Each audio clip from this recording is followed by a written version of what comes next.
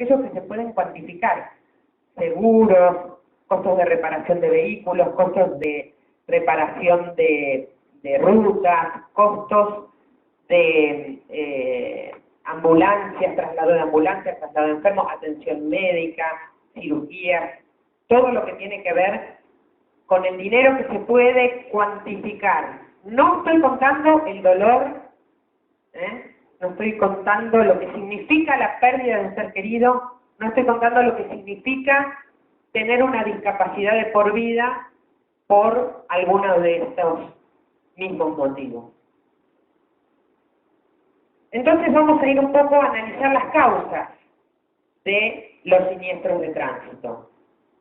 Las causas de cualquier siniestro se conforman con la interacción, ¿no? o la combinación, se podría decir, de tres factores que son la vía o el ambiente, el vehículo y el hombre. Hay un montón de estadísticas que a la gente por ahí le gusta mucho manejar números, el 95%, el 90%, cuánto incide el hombre. Bueno, el hombre realmente incide en la mayor cantidad, es entre el 90%. ¿Se va a ir bien la voz o no? ¿Se escucha bien? Por ahí la pila. Entonces, en más del 90% el hombre es el responsable. ¿Sí? Porque muchas veces, por el mismo motivo, por ahí el vehículo es la causa, pero el vehículo es de una persona que por ahí no le hizo la revisación técnica obligatoria, que por ahí no le puso, no calibró las cubiertas como debería haberlas calibrado, etc. Es decir, siempre hay un hombre detrás de cada decisión y la gran responsabilidad es del hombre. O sea, yo voy a hablar ahora del hombre, porque lo que nosotros estamos analizando es qué podemos hacer nosotros para mitigar este problema. Entonces, otro día podemos hablar de la ruta, podemos hablar del clima, de la incidencia del clima, podemos hablar de los problemas del vehículo. Pero hoy vamos a hablar exclusivamente del hombre. Y yo lo agrupo en estas causas.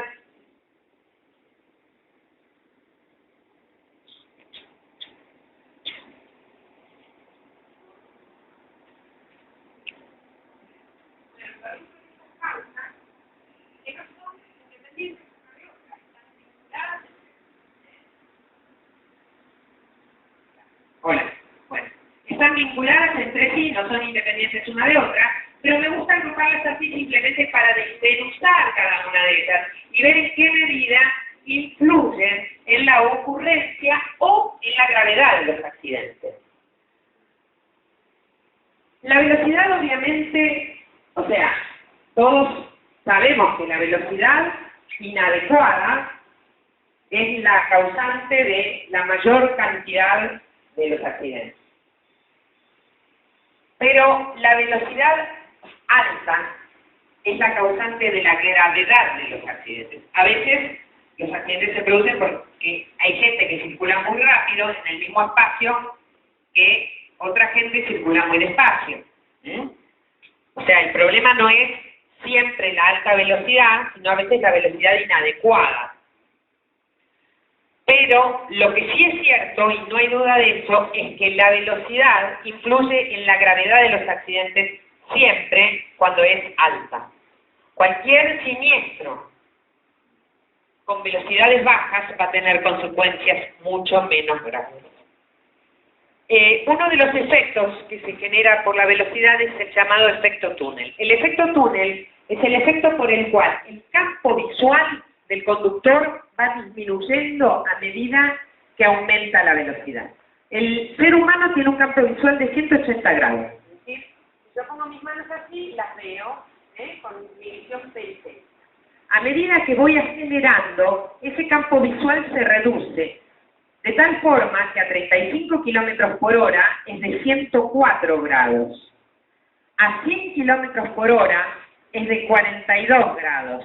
Acá estoy atravesando una travesía urbana, estoy circulando por una ruta que atraviesa un pueblo, acá tengo un ciclista, y a 130 kilómetros por hora es de 30 grados. Ya no veo al ciclista y no veo a un montón de cosas que se me pueden cruzar.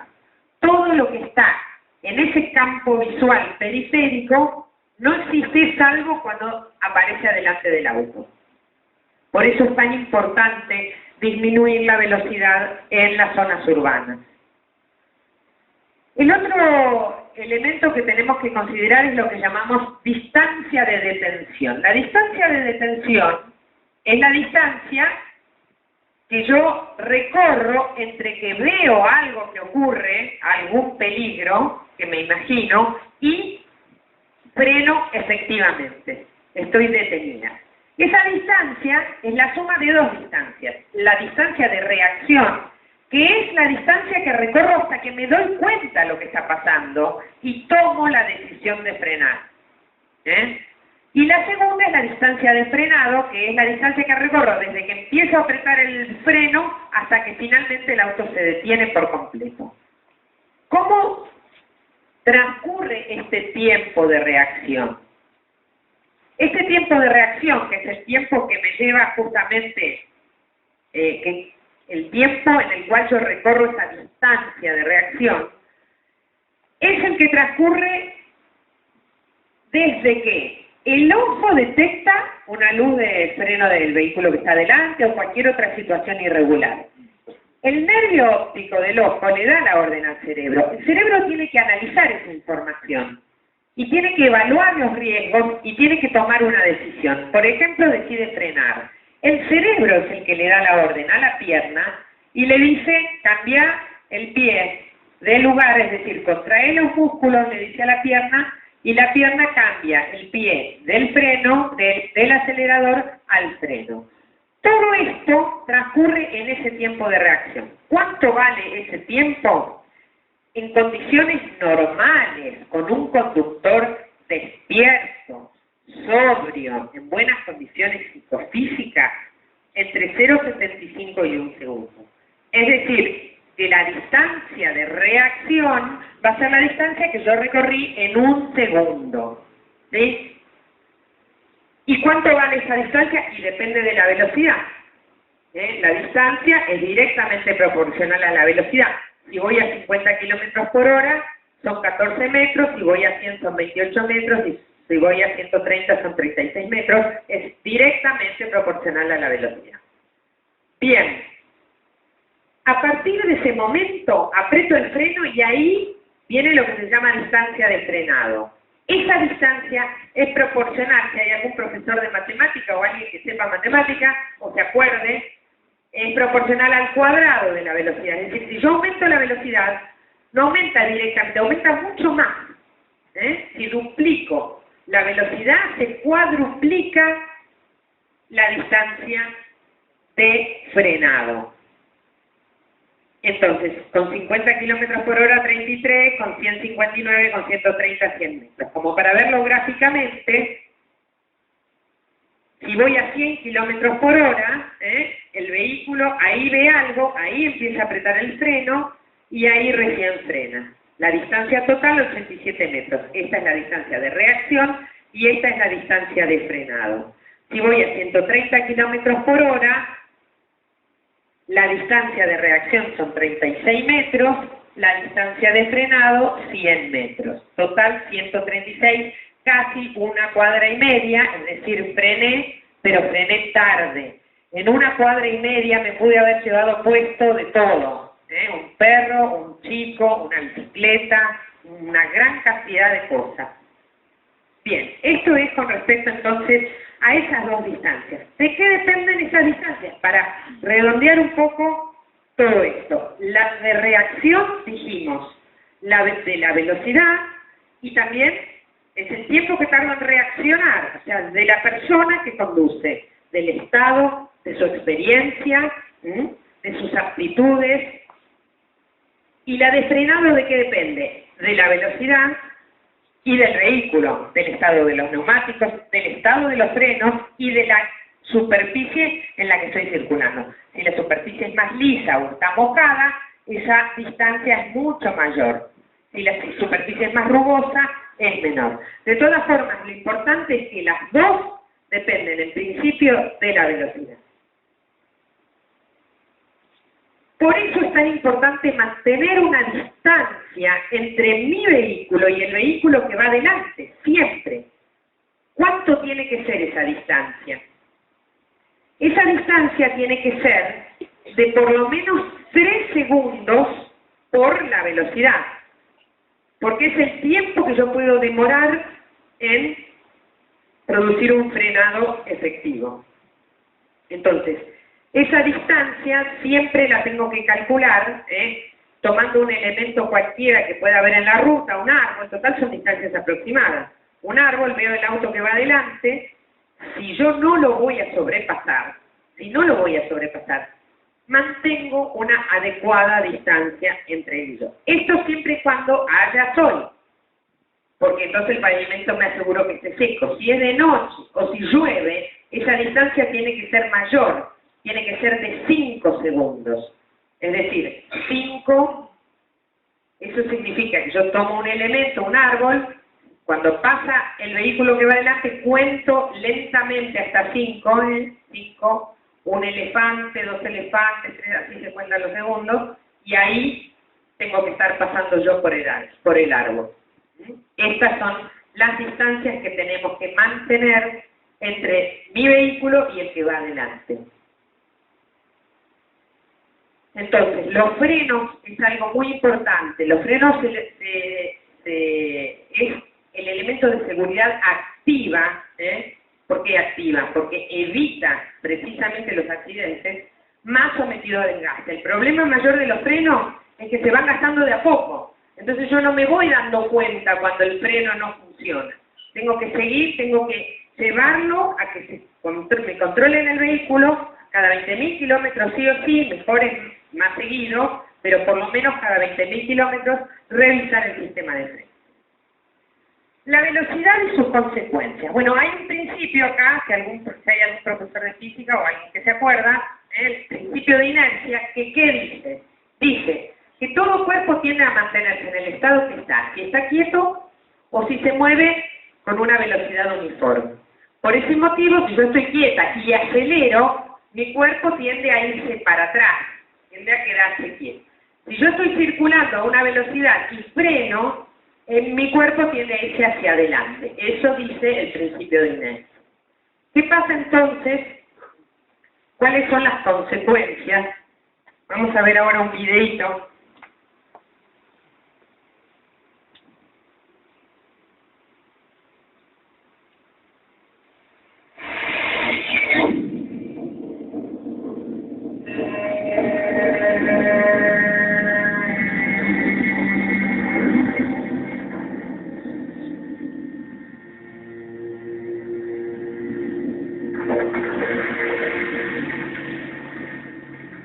In a crash, whatever your speed, the car stops, but everything inside keeps moving.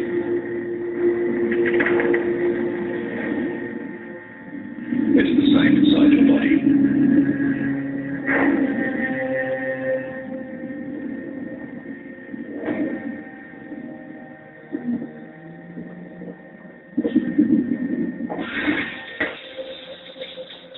Even with the best protection, you're still vulnerable.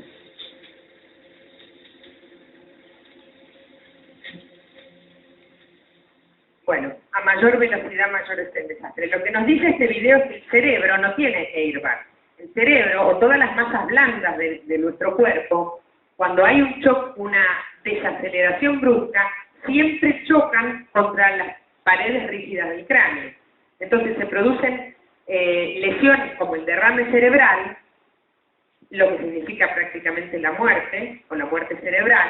Por ahí no hay una gota de sangre en el habitáculo, pero el sujeto está con muerte cerebral. Siempre que hay desaceleración brusca, hay movimiento de las masas blandas, como el cerebro, contra las partes duras del cuerpo. Eso también puede pasar con los pulmones, contra las costillas y otros órganos. Y el otro tipo de lesión que vemos acá es el latigazo cervical. La cabeza se va para adelante y se va para atrás bruscamente, y eso produce el corte de la médula a nivel de las vértebras cervicales. Eso significa quedar parapléjico, paralítico del cuello para abajo. Típica lesión vinculada a las desaceleraciones bruscas. Entonces, a mayor velocidad, mayor es el desastre siempre. El otro problema del que somos víctimas cuando vamos a gran velocidad es el famoso hidroplaneo. El hidroplaneo, los que suelen andar en ruta lo deben haber sufrido, es el fenómeno por el cual se va juntando agua delante de los neumáticos. Cuanto más grande es el abollamiento de la ruta, por supuesto mayor, se va juntando agua hasta que llega un momento que la cubierta pierde por completo el contacto con el pavimento. Y si la cubierta pierde el contacto con el pavimento, no tengo manera de controlar el vehículo, porque el vehículo no responde ni al volante ni a los frenos. Va a la deriva y tengo que esperar simplemente que en algún momento se detenga.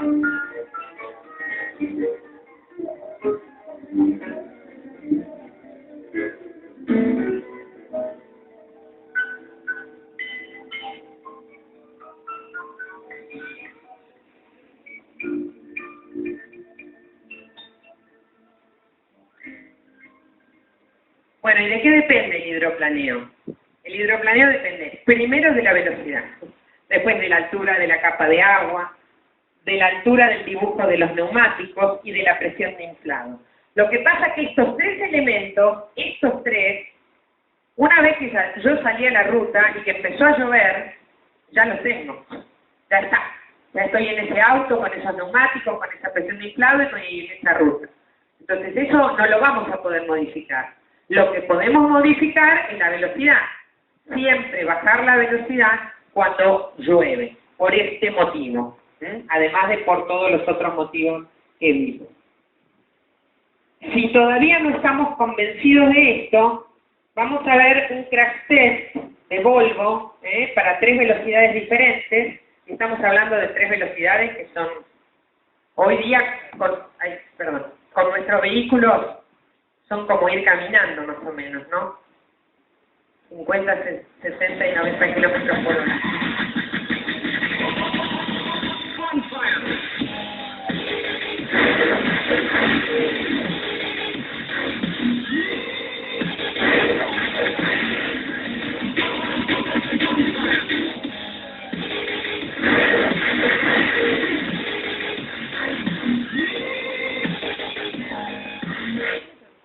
Bueno, estamos hablando de Volvo, que creo que yo nunca tuve ni nunca vi un Volvo, por ahí. Nuestros autos en general no tienen estos niveles de seguridad. Yo quiero aclararles que los crash tests de las grandes empresas que califican a los autos con estrellas por niveles de seguridad se hacen a estas velocidades, no se hacen a velocidades mayores.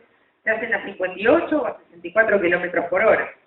Ningún crash test se hace a 130, que son las velocidades a las cuales circulamos, bueno, en general.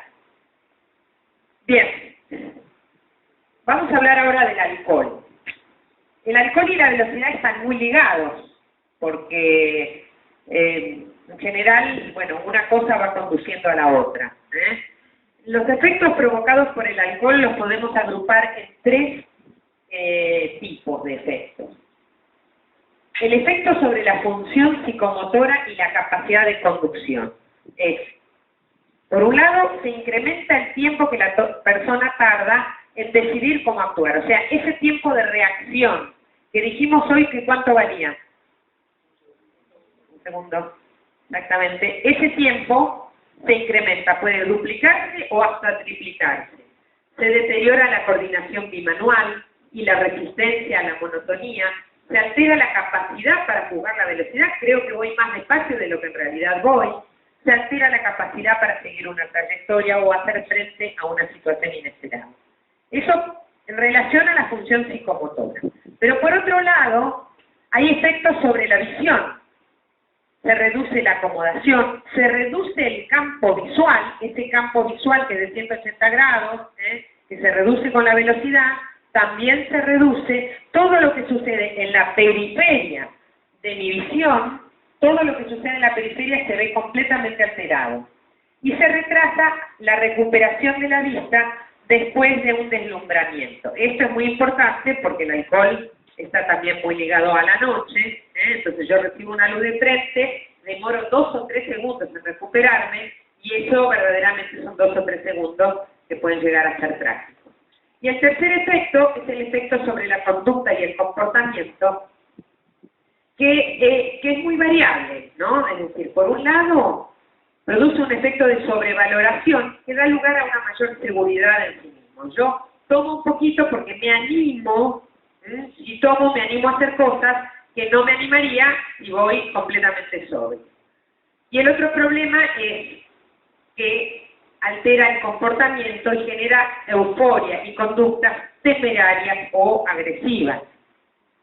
No todo el mundo que toma unas copas reacciona de la misma manera. Nosotros conocemos al famoso borracho melancólico, que brinda cada 5 minutos por la amistad, y que la verdad es que nos divierte. Queremos que tome porque es mucho más divertida la reunión si hay alguno así. El borracho alegre, que también nos hace divertir más.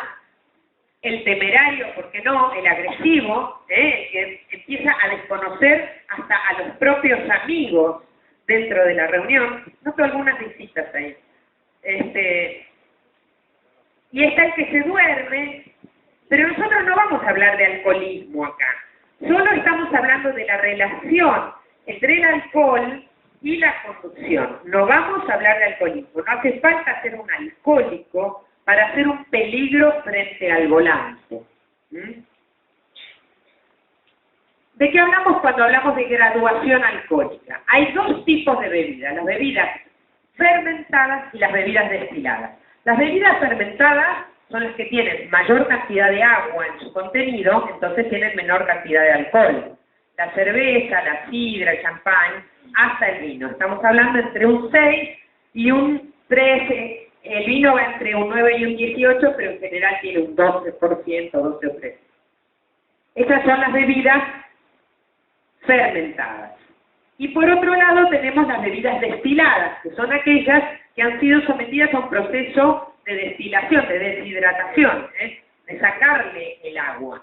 Esas bebidas pueden oscilar entre un 20% y un 39-45%, por ejemplo, el Fernet, el tequila, el vodka, que son las bebidas que más están de moda ahora entre los jóvenes.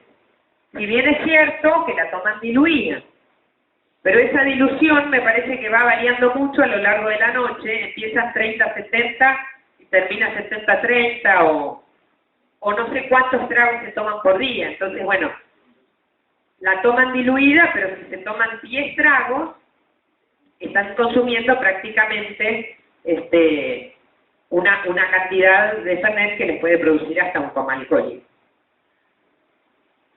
Entonces, estamos hablando de esto, el porcentaje. ¿Qué significa esto? El porcentaje significa la cantidad de alcohol por litro de bebida. Tanto los grados como el porcentaje. La graduación alcohólica se mide en porcentaje o en grados. Es lo mismo. Una bebida de 12 grados o de 12% de alcohol es la que contiene 12 centímetros cúbicos de alcohol puro cada 100 centímetros cúbicos de bebida. Y para poder calcular la alcoholemia, nos apoyamos en un concepto que es el de unidad de bebida estándar. Es aquella unidad de bebida que posee 10 gramos de alcohol. ¿Qué bebida posee 10 gramos de alcohol? Bueno, una copa de vino chica entre 100 y 150 mililitros, una lata de cerveza, una medida de whisky o una medida de vodka o de Fernet, tienen más o menos la misma cantidad de alcohol, que es aproximadamente 10 gramos, una unidad de bebida estándar. Entonces la alcoholemia es la cantidad de alcohol por litro de sangre. Entonces, un ser humano, ¿cuántos litros de sangre tiene? Bueno, depende de varias cosas, depende de su contextura física, de su tamaño, de su peso, de su edad, depende también el valor de la alcoholemia, no solamente del peso, sino si es hombre o mujer. Las mujeres al mismo peso, suponiendo una mujer que pese 60 kilos y un hombre que pese 60 kilos, a la mujer le da más alta la alcoholemia porque el hombre tiene en el estómago una enzima que hace que el metabolismo del alcohol sea un poco más rápido. Entonces, le suele dar unos niveles un poco menores de alcoholemia. La actividad física que realizan tras el consumo, lo que hayan ingerido de comida previamente o durante la ingesta de alcohol también influye. Cuando se consumen grasas, se procesa o se metaboliza más rápido. Pero en definitiva, estos son valores estimados y bastante aproximados. O sea, estas variaciones de las que estoy hablando no cambian demasiado el resultado. Lo pueden cambiar en un 10%, en un 15%, pero no mucho más.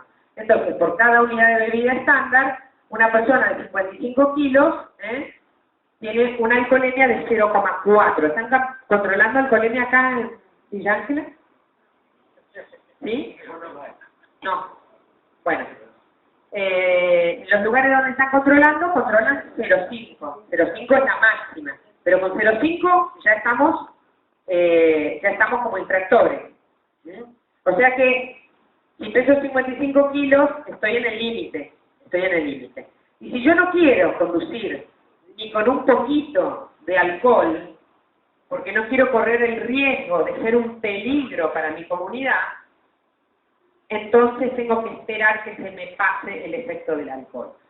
¿Cómo se me pasa el efecto del alcohol? A través de esto que llamamos tasa de eliminación de alcohol. Lo único que puedo hacer para que el efecto del alcohol se me pase es esperar el tiempo necesario.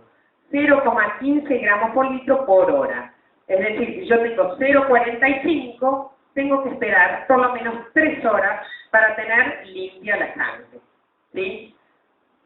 Obviamente, si tomé 2 litros de vino, hasta el día siguiente no se me va a ir. O sea, hay gente que nunca llega al 0, Pero bueno, ahí ya estamos hablando de alcoholismo, la gente que necesita el alcohol para poder desarrollar las actividades.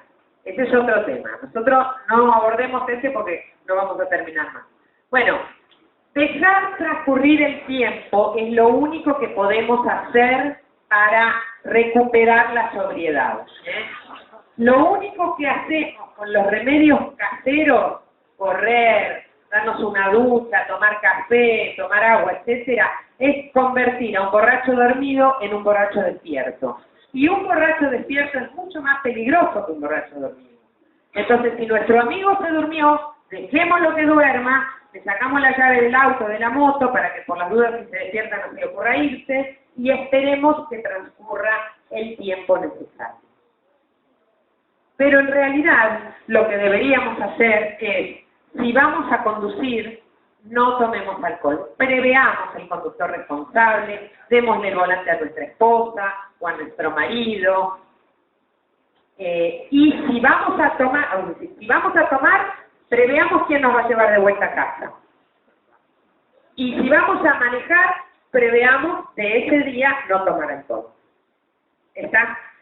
Bueno.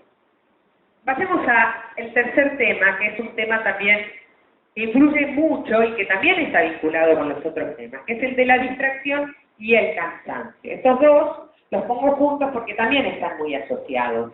La distracción está presente en 1 de cada 2 accidentes mortales, según el Real Automóvil Club de España. Y el cansancio es la 4ª causa de generación de siniestros. También pensemos que son causas asociadas, interviene la distracción, por ahí no es la única causa, sino que interviene la distracción. ¿Cómo funciona el proceso de toma de decisión cuando estoy manejando? Yo percibo algo, una curva, una señal, un chico que se cruza, y tengo que poner atención en ese elemento.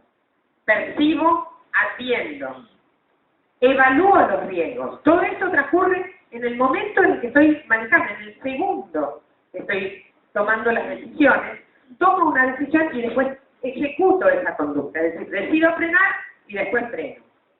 La distracción y el cansancio juegan un papel fundamental en cada una de estas etapas de la toma de decisión. Veamos un poco en el tema de la distracción. ¿Cuántas cosas intervienen? En general, todos los conductores son conscientes de la cantidad de actividades distractivas que pueden estar realizando cuando manejan. Son conscientes de la cantidad. Lo que no son conscientes es del riesgo que corren cuando las ejecutan. Obviamente, todos, sobre todo los que vivimos en este hermoso país que es tan grande, tan extenso, y siempre cuando tenemos que manejar, nunca tenemos que manejar 50 kilómetros, tenemos que manejar cientos o a veces miles de kilómetros. Entonces, tenemos música, llevamos algo para comer, tomamos mate mientras manejamos, o sea, una serie de actividades que pueden incidir en esto de la distracción. Fumar, comer, tomar mate, manipular el teléfono, manipular el equipo de audio, porque del teléfono ya escuchamos un montón, hay 25.000 propagandas que nos dicen que no le demos bola al celular, que lo apaguemos, que nos olvidemos del celular. Pero sobre el equipo de audio, con los autos modernos que tenemos ahora, MP3, auxiliar, CD, no sé, la cantidad de FM, de AM, muchísimos botoncitos y luces, de eso no se habla demasiado, y sin embargo son grandes elementos distractivos. Manipular o mirar el GPS, hay gente que mira más el GPS que la ruta, como si en el GPS se pueda ver un chico cruzando la calle, por ejemplo. Mirar a los chicos en el asiento de atrás, discutir con los chicos en el asiento de atrás, en entornos rurales mirar el paisaje, en entornos urbanos mirar a la gente, mirar al vecino, mirar que sale de allá, me doy vuelta así, en ese segundo puede pasar cualquier cosa. Las discusiones que se producen en el habitáculo, y cuando voy solo también, las preocupaciones, todas las disquisiciones. A veces nos pasa que vamos manejando y de golpe estamos en un lugar y hice 20 kilómetros y no fui consciente de todo cómo llegué hasta acá. Sí. Bueno, entonces la cantidad sí, uno por ahí se ríe, pero en realidad es cierto, lo hacemos y nadie dice que no lo hagamos, lo podemos hacer de alguna manera consciente y reflexiva.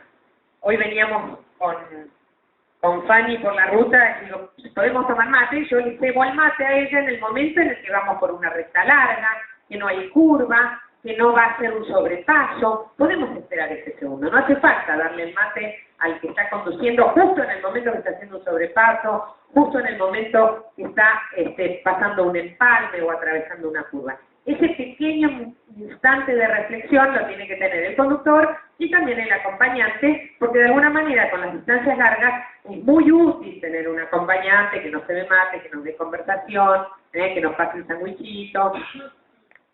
Bien.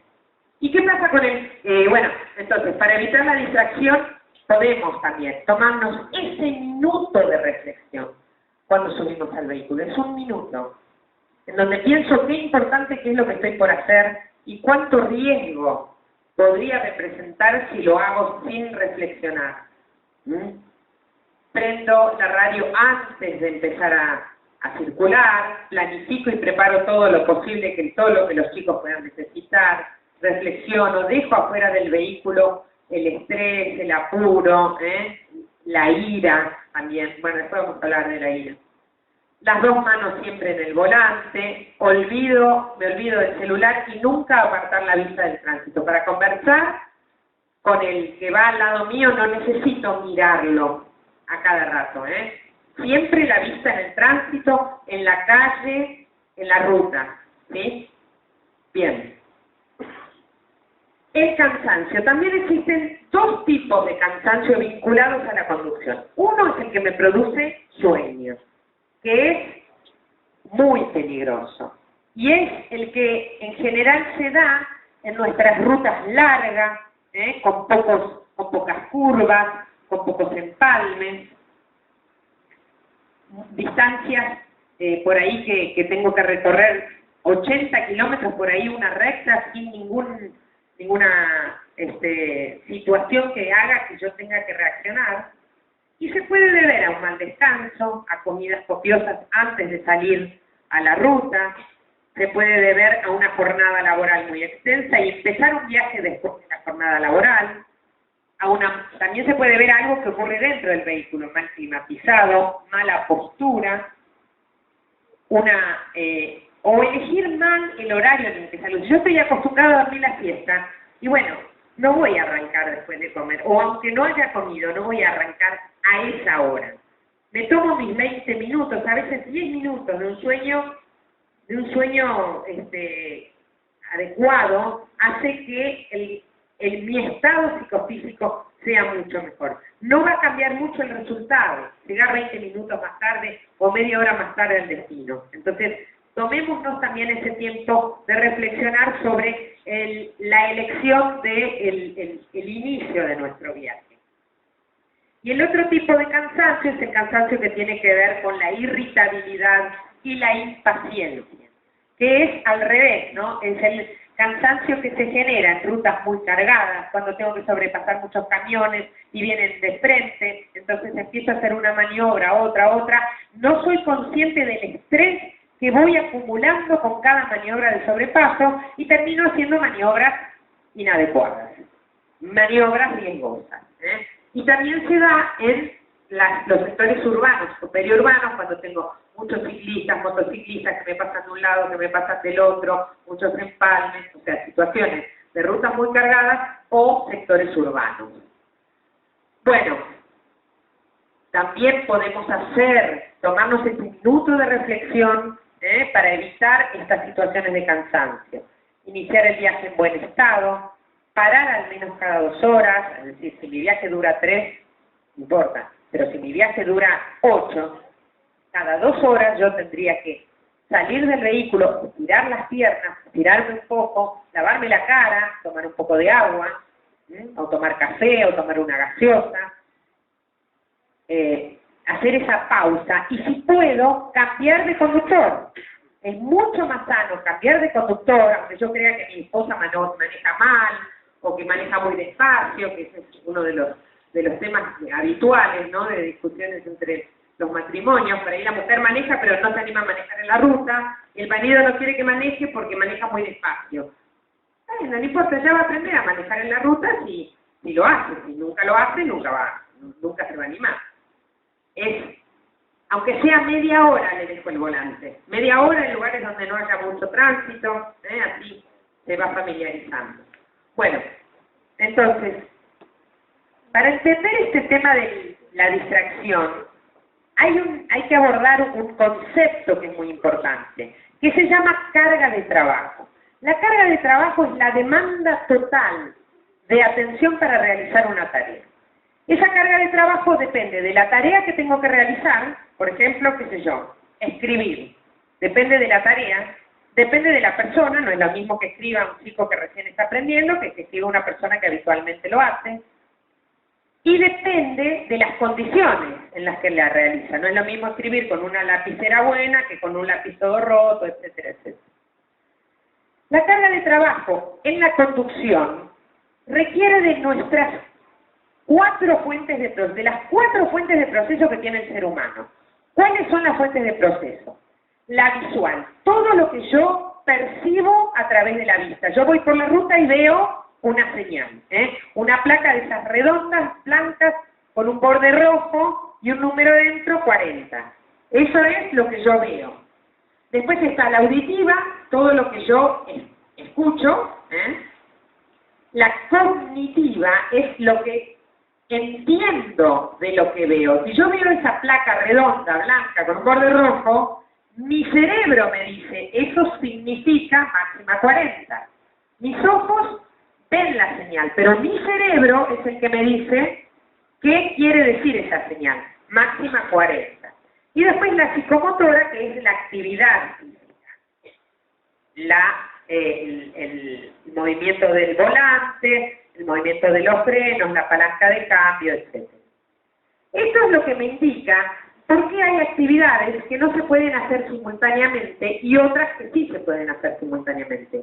Por ejemplo, yo no puedo hablar y leer a la vez. Porque al hablar, lo que más utilizo, además de la voz, es el cerebro, que es el que construye, la mayoría de la gente, ¿no? Construye las oraciones del cerebro. Y al leer, también el cerebro es el que interpreta las palabras que estoy leyendo. Por eso no puedo hablar y leer al mismo tiempo. Pero sí puedo, por ejemplo, coser y escuchar música. O por ahí puedo hablar por teléfono y caminar, siempre y cuando el camino no sea demasiado tortuoso, con demasiadas curvas o baches o pozos que haga que yo necesite poner mucha atención en esa caminata. Estudiar y comer, y bueno, depende qué esté estudiando, qué esté comiendo, es decir, ¿se entiende esto? ¿Qué significa la carga de trabajo cuando una de las fuentes de proceso está muy saturada de información? Las otras fuentes de proceso pueden empezar a funcionar mal. Para entender esto, les propongo un ejercicio que es el siguiente. Acá ustedes van a ver un grupo de gente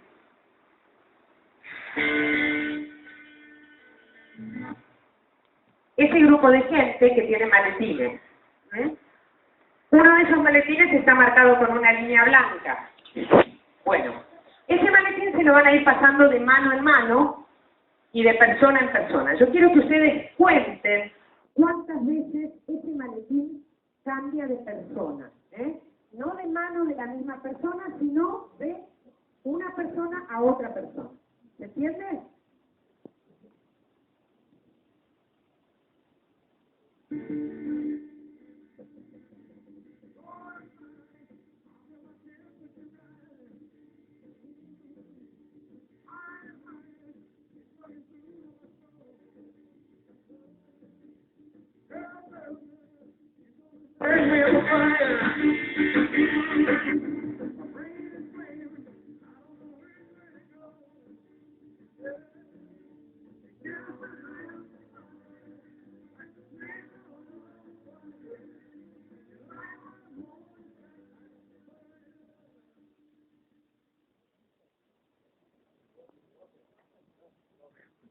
¿Alguno vio el personaje que entró disfrazado de mosca y saludó? Sí. ¿Lo vieron? Sí. ¿Contaste bien también? ¿Contaste bien? Y lo viste, bueno. ¿Alguien más lo vio? ¿Sí? Vamos a ver de nuevo eso ahora sin contar, por favor.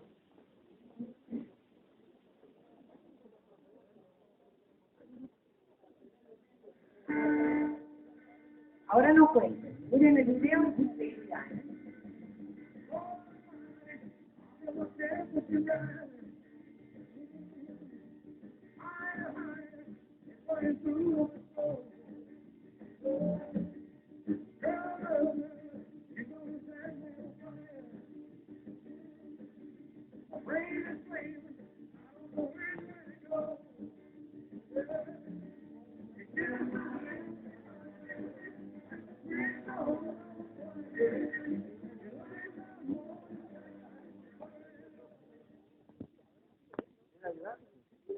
Era grande. ¿Lo habían visto? No. Bueno, esto es carga de trabajo. Su mirada, la carga visual, y su cerebro está puesto en atender estos movimientos y cualquier otra cosa que pase por ahí, se me pasa. No la veo. Entonces, entender el concepto de carga de trabajo nos puede ayudar a darnos cuenta lo riesgoso que es andar con el celular, ni que hablar cuando andamos en bicicleta, porque uno ahora ve todo tipo de actividad mientras anda con el celular, la bicicleta, la moto, todo, ¿no? Pero cualquier actividad que yo haga en la que tenga que poner el cerebro, y esto tenemos que entenderlo, que la conducción es una actividad sumamente compleja, entonces cualquier actividad que yo haga, estoy poniendo en riesgo no darme cuenta de un montón de otras cosas que están pasando. Entonces, bueno, insistimos con todo lo que no tenemos que hacer. Esta es la última, televisión digital en el auto. Si no lo vi, no lo creo. O sea, si a mí me la muestran, no la creo. Pero lo vi yo en un taxi en Buenos Aires. Y le saqué la foto con el celular. Bueno. Vamos a hablar del tema educación, que es el tema en el cual todos verdaderamente estamos preocupados, pero muchas veces no sabemos cómo ocuparnos. Justamente el tema de la educación es uno de los temas en donde mostramos más incoherencia entre lo que decimos que es importante y cuánto le dedicamos de energía, de tiempo, de dinero a la educación para la seguridad vial. O sea, si decimos que es importante, pero no invertimos nada, me parece que no es importante, porque la importancia uno la demuestra en función de la inversión que hace en algo. Si quiero tener una casa, pongo todo en esto. Ahorro para la casa, si no, evidentemente no. No es algo que me interese demasiado. ¿Por qué es tan difícil? ¿Por qué es tan difícil? Esta es una pregunta que yo hago. Yo misma voy dando algunas respuestas en función de la experiencia de hablar con la gente, porque obviamente todo esto se va construyendo con el aporte de lo que cada comunidad me va brindando. Porque en realidad la seguridad vial habría que darla en las escuelas. La tendrían que dar los docentes. Esto es la educación sistemática. Para dar seguridad vial hay que integrar la teoría y la práctica. Es decir, no existe posibilidad de aprendizaje en materia de seguridad vial si no integro la teoría con la práctica. Y cuando hablo de práctica directa en la calle. No hablo de hacer un dibujo o hacer una maqueta. Con una maqueta yo no me estoy dando cuenta verdaderamente cómo son los movimientos. Esa práctica la tengo que hacer verdaderamente en la calle. Tengo que enseñarle en la escuela a transitar cada individuo en su rol. Yo puedo hacer una maqueta en donde les explico a los chicos cómo manejar, les enseño las señales de tránsito, pero ese chico que tiene 6 o 7 años, hoy lo que necesita es aprender a manejarse en el rol que le corresponde hoy, como peatón, como acompañante de su mamá en la moto o de su papá en el auto. Después como ciclista, más adelante como motociclista. No sirve de nada o sirve de poco que el chico sepa todas las señales de tránsito de nuestro código de señalamiento. No las va a usar hasta dentro de 10 años. Enseñémosle hoy lo que le va a servir hoy. Eso es muy importante, porque muchas veces en algunas escuelas se está dando educación para la seguridad vial, pero se limitan a enseñar las señales de tránsito o enseñarle normas de tránsito a un niño que va a manejar dentro de 10 años. Entonces, hay que trabajar cada individuo dentro de su rol con el análisis a fondo de la problemática. Si yo les enseño las normas, pero no les explico el por qué, es muy probable que no la terminen aprendiendo. Y para eso, primero que nada, tengo que dar el ejemplo. Entonces, de nada sirve que la maestra le diga a los chicos que tienen que subirse a la moto con el casco puesto y después la maestra salga, cargue a sus 3 hijos, salga en contramano, uno tenga casco. De nada sirve, porque ¿qué aprenden los chicos? Aprenden muchas cosas que son las que no queremos que aprendan. Uno es que la teoría es una cosa y la práctica es otra. En seguridad vial no hay aprendizaje si no hay práctica acorde con lo que aprendí. Porque yo puedo recitar las normas de tránsito, pero cuando cruzo por cualquier lado, evidentemente no aprendí nada. Y eso significa un gran compromiso. Y no siempre estamos dispuestos a asumir ese compromiso. Y el compromiso no tiene que ser solamente de la maestra que da la clase, tiene que ser de toda la comunidad educativa. Porque ese chico, esa nena de 6 años, la viene a buscar su mamá en la moto, sin casco, y no puede no subirse, no puede negarse. Convengamos que los chicos están 4 horas en la escuela y 20 afuera. Los chicos aprenden lo que viven, aprenden por ahí 2 o 3 días la nena le diga, mamá, yo me puedo subir pero si tengo caso. 2 o 3 días. Y cuando la mamá ya le diga, bueno, cállate, bueno, está bien, ya se va a subir y porque además no puede no subirse. Porque de alguna manera tiene que volver a su casa. Entonces, no solamente necesitamos el compromiso de los docentes, necesitamos el compromiso de toda la comunidad educativa. Y eso es verdaderamente difícil. El gran desafío, además, es enseñar a los chicos lo que tienen que hacer, pero lograr que lo quieran hacer, que ellos elijan cuidarse. No me sirve de nada que usen el casco porque está el inspector controlando en la esquina, porque o no lo van a tener bien atado o se lo van a sacar a la otra cuadra.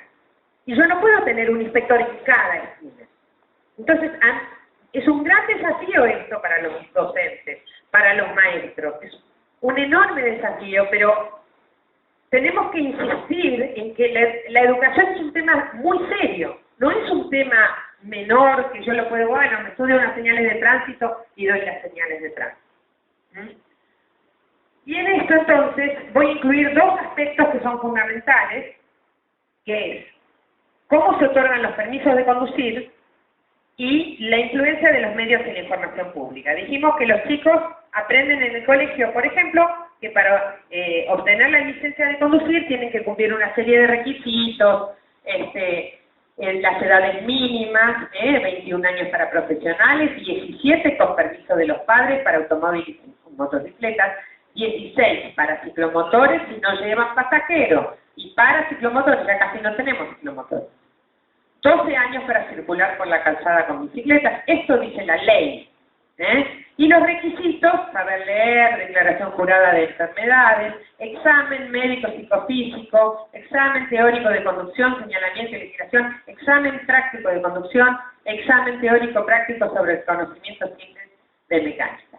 Dado que el otorgamiento de la licencia de conducir es un tema municipal, cada municipio tiene sus niveles de exigencia. Aún los que han adherido al registro único no se toman esto muchas veces con la seriedad con la que se tiene que tomar. Entonces, nos quejamos de lo mal que manejan todos, pero yo, que soy el municipio y que por ahí tengo justamente la potestad de dar o no dar un registro de conducir, no me tomo el tema en serio. ¿Y qué aprenden los chicos en la escuela? Aprenden a recitar esto y después saben que su hermano mayor sacó el registro llevando, por ejemplo, lo que cuesta el registro y la foto. Y le tomaron un examen de multiple choice que todos se lo saben de memoria. ¿No? Entonces, les enseñamos lo que no tienen que aprender. La prensa y la publicidad. La publicidad nos muestra al automóvil como un elemento de poder y de seducción. Si yo tengo un mejor auto, soy más vivo, soy más inteligente, hasta más lindo soy. Y cuanto más grande, mejor. Si tengo una moto mejor, encima la tuneo toda. Ahora le sacan los espejos porque no sé qué cuestión estética hace que una moto sin espejos sea más linda que una moto con espejos.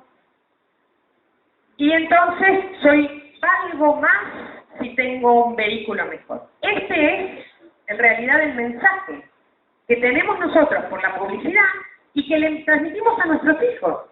Porque no hace falta poner una propaganda de usted es mejor si tiene un mejor auto, poniendo la mina esa al lado del auto Hay una propaganda de un narigón que no se da cuenta que es narigón porque está en el mejor auto. Es muy graciosa la propaganda, pero realmente pasa eso. Eso lo transmitimos en los mensajes en nuestro hogar cuando estamos comiendo en la mesa. Che, mirá el tarado aquel, mirá el auto que tiene, ese debe ser un idiota, mirá el auto que tiene. Es así, y lo mismo los chicos, o sea, los chicos repiten lo que escuchan de los padres. Entonces, ¿realmente creemos que somos mejores personas por tener un mejor vehículo? Pensemos un poco en eso. ¿Qué nos está pasando con eso? ¿Y qué pasa con los medios? Los medios de comunicación tienen la posibilidad de llegar a miles de personas, a millones de personas, ¿y qué hacen cada vez que hay un siniestro? Aprovechan esto para tener más rating, le ponen el micrófono al tipo que está todavía dentro del auto, que no lo pudieron sacar entre los bomberos, a ver si le duele mucho o no le duele mucho. Hay muchísimos ejemplos Este es un accidente que ocurrió en otro lado, no acá. Iba una familia, la mamá y el papá adelante, choque frontal, mueren el padre y la madre. El titular decía, el bebé se salva milagrosamente. En lugar de decir, el bebé se salva porque venía en su sillita reglamentaria. ¿Qué nos queda? ¿Qué mensaje nos queda a nosotros de ese titular? Y esto fue un milagro. Lo atribuimos o a la buena suerte o a la mala suerte, pero si el titular dijera, el bebé se salva porque venía en su sillita, yo diría, entonces la sillita sirve. La verdad que la sillita no es un elemento simplemente que me hacen comprar porque hay un negocio atrás que vende sillitas. ¿Y qué pasa con la publicidad? Lo mismo. Bueno, esto hablando de TV digital. TV digital para tu auto, dice. Y esta TV acá está el volante, ¿se ve claro? Fútbol para todos. Y está ahí esa TV digital. Y aparte yo, después de ver esto, vi ese taxista que tenía una TV digital. O sea que es un GPS que viene con TV. Es real, está pasando, vamos para atrás parece con eso. Publicidad. Bueno, esta es justamente la que ya les había mostrado. Como para no alterarte los nervios también. Bueno, otras cosas vinculadas con la prensa, joven de 18 años murió al impactar con su moto a camioneta que estaba estacionada, dice. ¿Qué dice el artículo? Ahí abajo, no sé si llegan a leer, dice, con tanta mala fortuna que se encontraron con la camioneta y se llevó la peor parte del conductor. Con tanta mala fortuna que se encontraron con la camioneta. La camioneta estaba estacionada. Ellos venían en contramano, dos en una moto, sin casco, y estamos atribuyéndole el terrible hecho a la mala suerte. Y acá no dice en ningún lado que venían en contramano, que no tenían casco, etc. Papo, ¿se acuerdan de este accidente? ¿Qué dice ahí arriba? Otra vez la ruta 5 se lleva a una vida. La ruta es la responsable ahora. La fatalidad, la ruta, la mala suerte, o al revés, el milagro, Dios lo quiso así. Todo le damos siempre las responsabilidades a otros. Nunca, porque aparte Papo era un ídolo, para mí también era un ídolo, pero eso no significa que no haya sido temerario, que venía circulando en una motaza de no sé qué cilindrada, sin casco, después de un asado bastante bien regado, según dicen.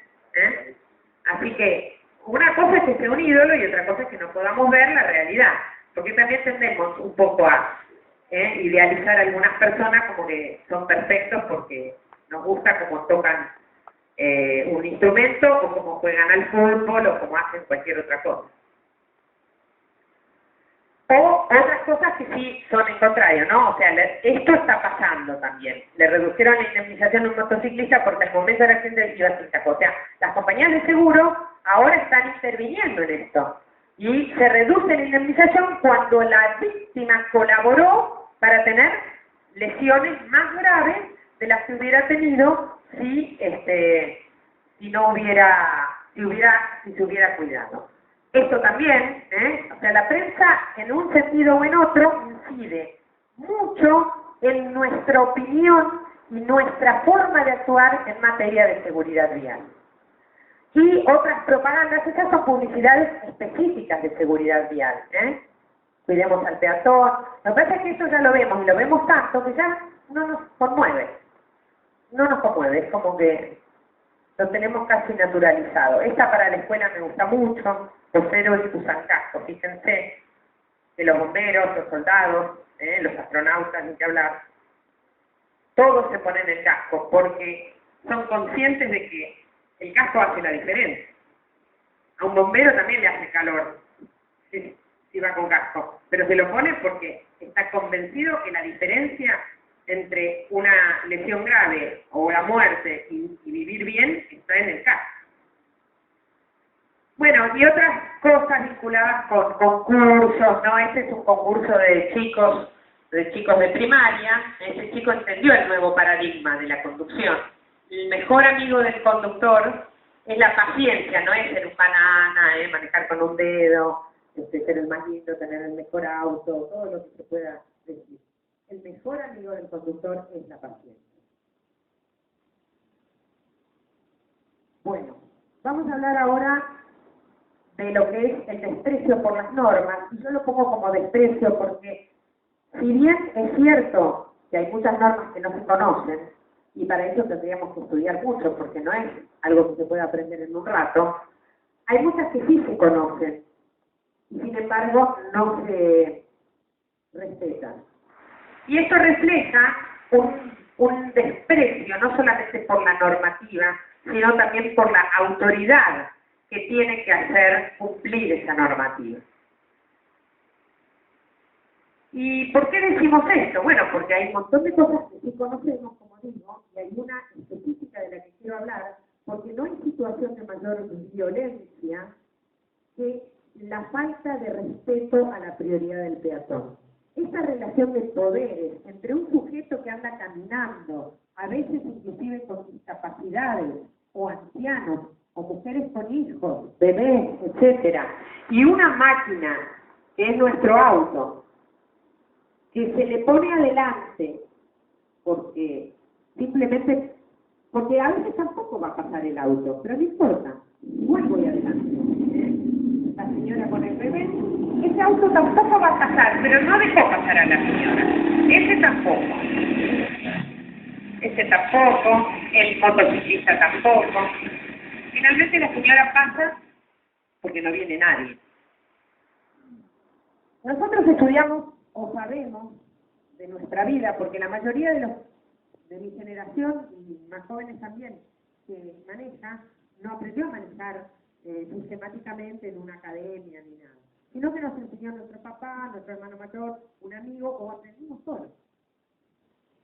Hay dos cosas que sabemos todos: que el peatón tiene prioridad en todas las esquinas y que el semáforo en rojo no hay que pasarlo, ¿no? O sea, de la cantidad de normas que podemos no saber o ignorar, esas dos seguro que las sabemos.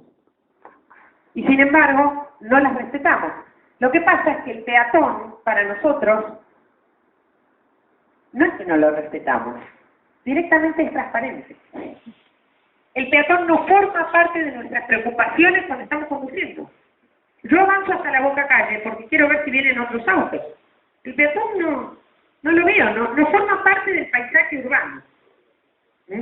Y sobre eso tenemos que ponernos a reflexionar, porque una sociedad que no respeta a los más vulnerables, eso es un reflejo de otras cosas que están pasando en la sociedad, si no respetamos a los más vulnerables. El uso de casco en motocicleta, este es otro tema que hoy hablábamos con los padres en ruta y con otras personas. Yo la última vez que vine a Villa Ángela lo felicité al intendente porque no vi un solo motociclista sin casco. Y es más, cuando daba mis charlas en otros lados lo ponía como ejemplo. Este Y desgraciadamente ahora ya no é o caminho de qualquer motociclista. E este é um capacete igual ao capacete de qualquer motociclista. E este é um acidente igual a qualquer acidente.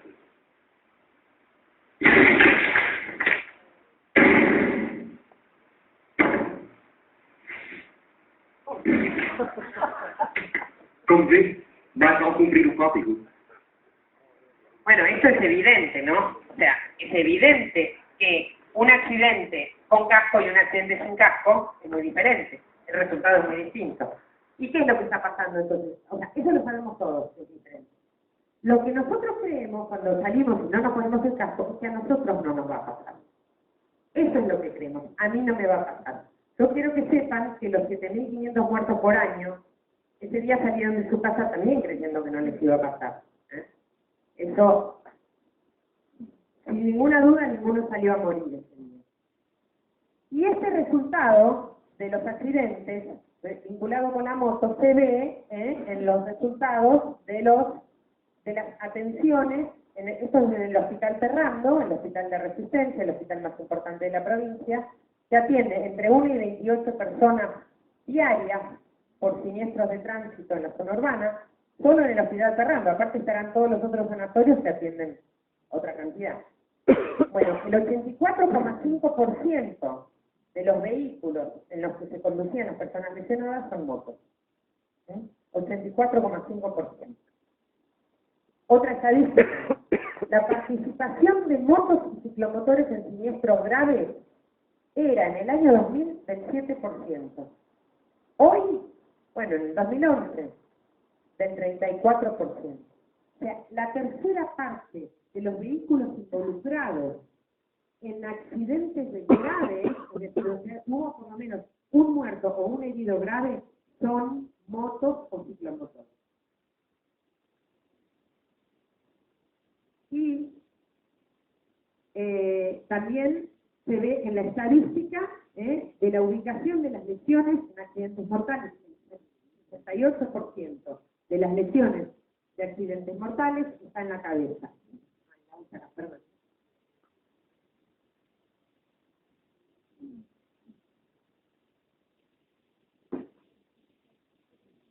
El 68% de las lesiones de accidentes mortales de motos está en la cabeza.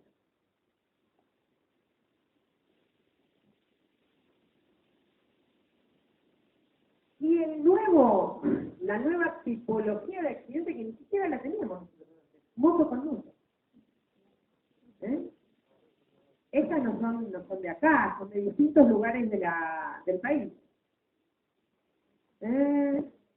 Chocaron dos motos, una era un chico de 19 años en Victoria, provincia de Entre Ríos, y otro 3 chicas menores, una de 14 y otra de 16.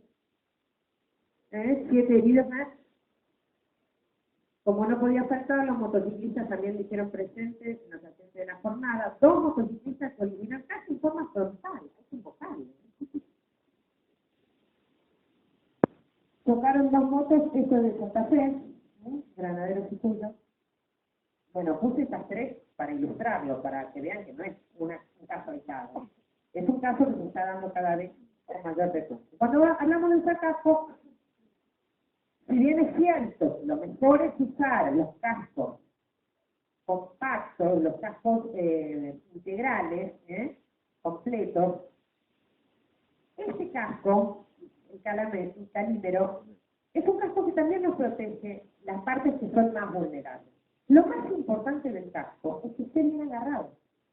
Si yo tengo este super casco que me costó una fortuna, pero no lo tengo agarrado, es lo mismo que si no lo tuviera.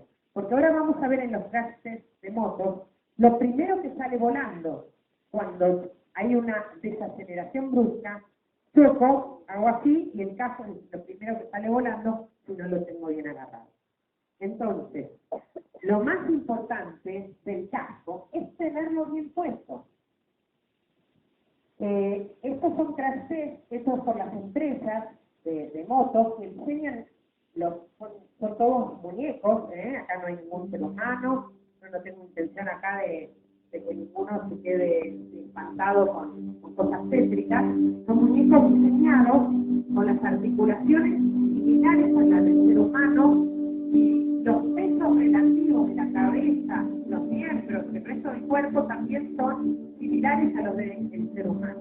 Fíjense ahora en cámara lenta cómo la cabeza va para allá. Imagínense si no tenía el casco bien puesto, lo primero que vuela es el casco.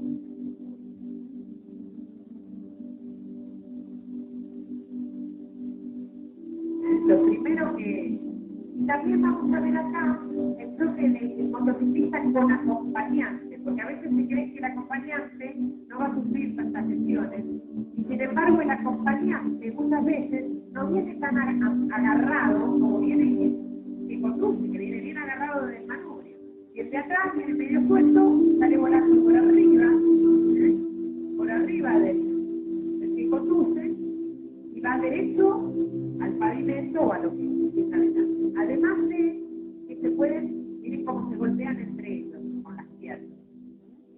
O sea que si no tuviera casco, encima puede ser víctima de las lesiones del otro circulado.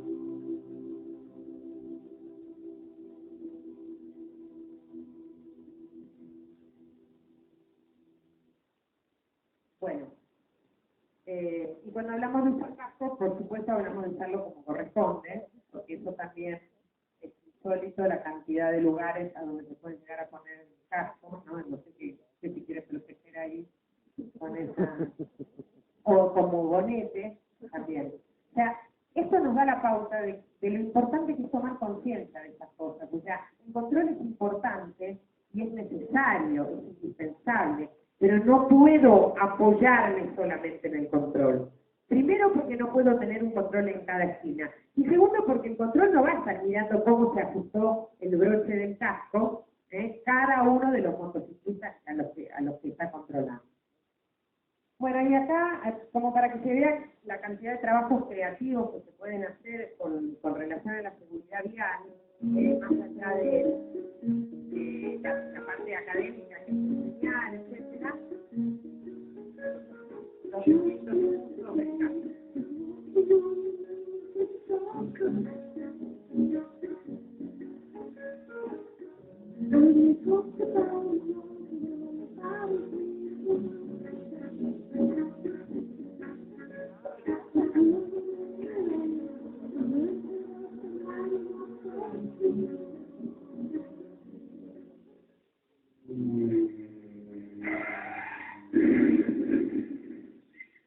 Bueno, pero eso, digamos, un poco de humor para mitigar también tanta